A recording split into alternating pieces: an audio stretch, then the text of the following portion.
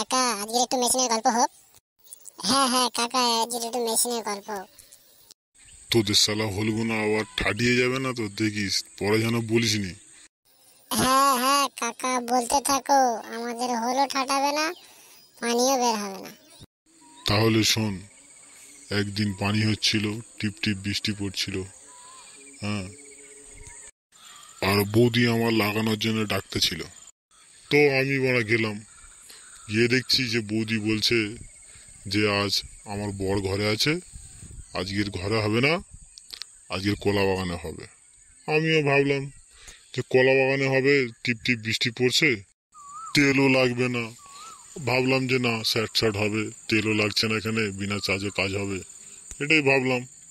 তো দেখছি বৌদি শাড়ি পরে আসেনি, নাইটি পরে এসেছে। তো আমি বললাম যে আরে তুই তো ফোনে বললি খুব বড় বড় করে যে তুই শাড়ি পরে আছিস, বলে নাইটি পরে এলি।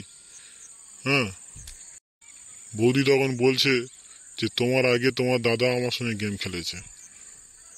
আমি তখন বললাম আরে দাদা যেখানে লাগিয়েছে তো আমার কাছে কেন তুই ফোন করেছিস? বলে আমি অহংকার দেখে এখন বৌদিকে বললাম যা চলে যা। দুধ চা করতে বৌদি চলে গেল।